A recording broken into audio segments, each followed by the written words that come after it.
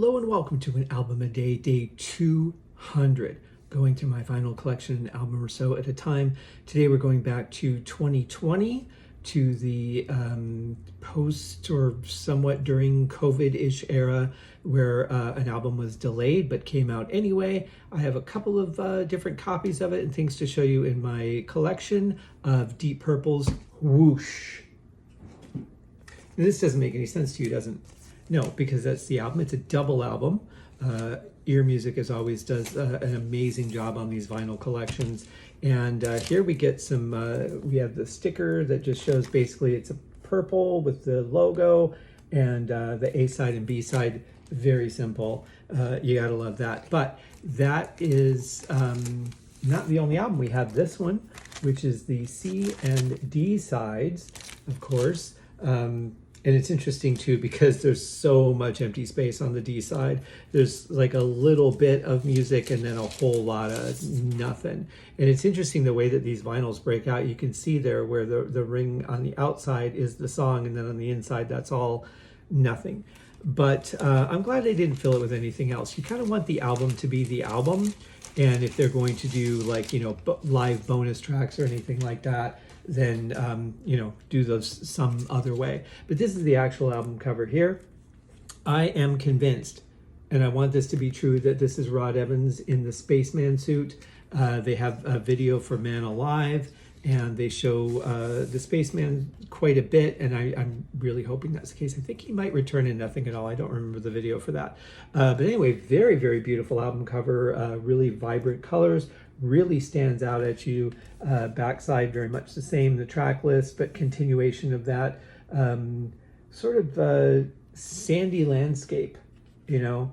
I really like that. It's very, very nicely done. And then of course it is a gatefold, and on the inside we have the band, and of course there's still those fragments of dust that seem to be ripping apart the fabric of reality.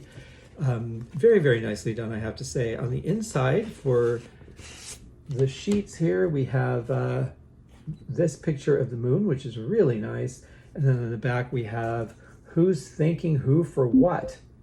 Of course, the moon here, again, suffering from a little bit of that time lapse here. But, you know, the whole thing, concept to me is just about the fact that things aren't always going to be here. And that's what I get out of it anyway. It's just gone in a moment. Whoosh. The way that I understand it anyway. Here's a better shot of the spaceman with the Deep Purple logo. Please, Rod, take the helmet off. We want you back. We want to talk to you. Always open for an interview, by the way. But anyway, I really like that. Great concept. I mean, you think, boy, the marketing people were like, oh, this is awesome. We can do so much with this. Then on the back of this, we have, you know, the band and some information here about Bob Ezrin and the recording and all that. Really good stuff. Always a very quality package from Ear Music. But, you know, obviously, as always, most important stuff. So this, the album isn't quite broken up this way because of time, but it's album 1 is supposed to be Act 1 and album 2 is supposed to be Act 2. But apparently it didn't get broken up the same way on all the different releases. So we open up with Throw My Bones. Killer track. The chorus of this is just absolutely phenomenal. I love the way it changes into the chorus and the way it comes out of it. Just a great feeling song overall. Great way to start an album. Drop the Weapon. Killer song. A little bit of political commentary, but that's okay. We're All the Same in the Dark. Great song. Yes, we are. This is one of just my favorite, more recent performances from Ian Gillan too. I love the way that he sings this song.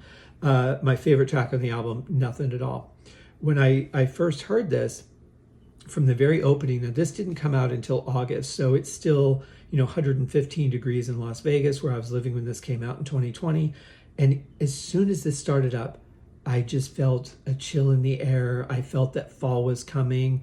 I could almost taste apple, you know, those fall scents that we put together, pumpkin spice, all those things. And it just made me smile. And it turns out it's about the change of season. So there you go. Then on side B, we get No Need to Shout. Very powerful song. Great riff on that. Step by Step. A really, really interesting mood on that one. And when Deep Purple was having, was it their anniversary? I can't remember why, or the Deep Purple podcast was having their anniversary. I hired Christine Lakin from the show Step by Step to do a cameo for them.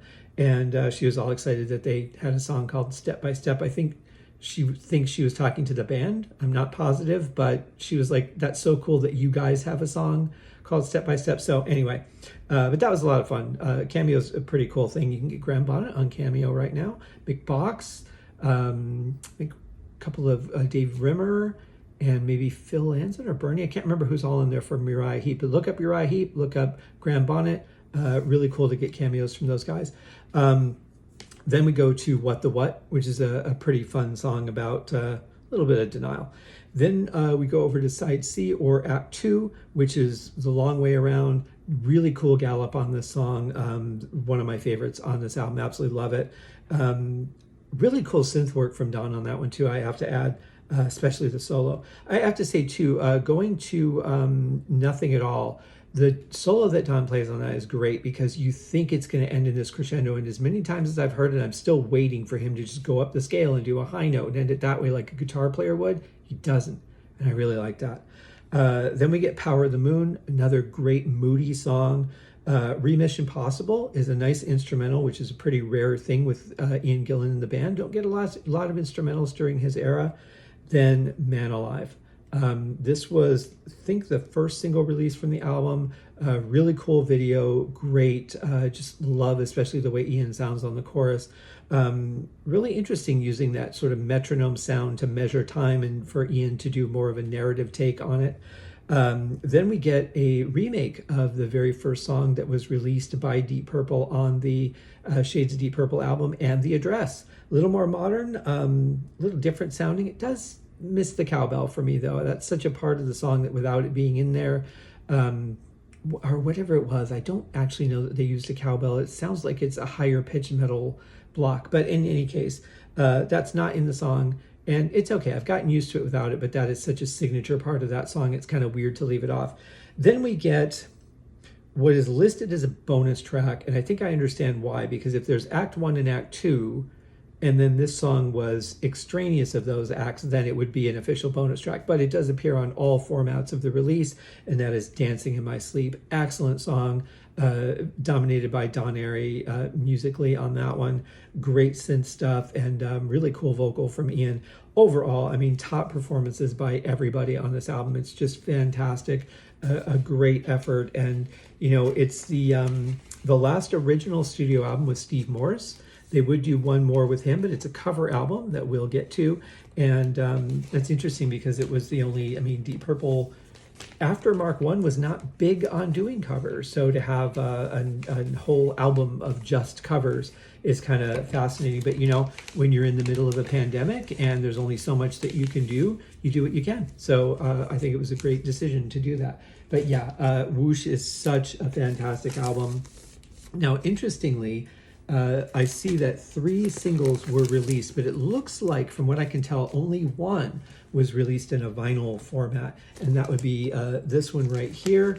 This is, well, it's actually 2 of the songs are on here, but Throw My Bones and Man Alive were singles, but they're Man Alive, I think, or Throw My Bones, I think, was also on a CD single, as was, I'm not sure which was the other song now that it was. It might have been, I think it might have been Nothing at All. But in any case, those were on CD singles. So the only vinyl one would be this one. It's a 10-inch vinyl. So 45 is 7-inch. These are 10-inch, and an LP is 12 inches.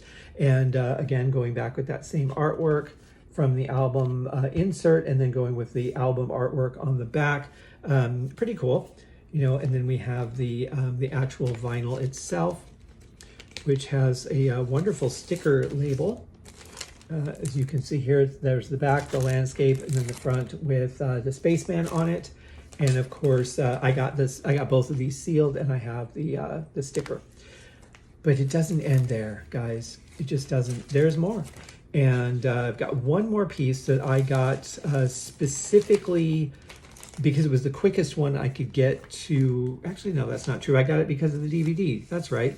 I knew I was going to get in time to do a review of it on the podcast, so I wasn't really worried about that. But I do have the CD version as well. Nice hardback, almost like a novel. Nice hard cardboard cover there. We have the CD, so it shows Act 1, Act 2, and bonus track. But Act 2, so I think that's the difference, is at the end of Act 2 is step by step, but actually on the album, album 1 ends with What the What. So probably a time configuration thing. I don't know why they would have gone out of their way to change the order.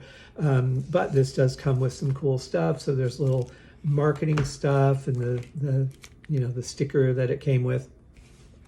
But you get this really nice little booklet here, which is very well done. Always high quality from Ear Music. You have the album on CD, of course, which just immediately gets ripped to the computer, so I can save the CD, put it on my iPod, goes to my phone, all that kind of stuff, so I can listen on all the mediums. And then we get this bonus DVD, which is a little bit behind the scenes, the making of, some interviews and stuff. Really, really worth purchasing this separately. Now there was a deluxe version of the album that had the DVD in it, as well as the vinyl and the CD. I'm not sure what all came in it. Knowing Ear Music, probably some live bonus stuff as well. But I already had the album, so I didn't opt for that. But yeah, all great stuff. Really high quality releases. So that is episode 200, you guys. We'll see you tomorrow for episode 201. I hope you're having a wonderful day. I hope you had a nice weekend, and we'll see you tomorrow. Cheers.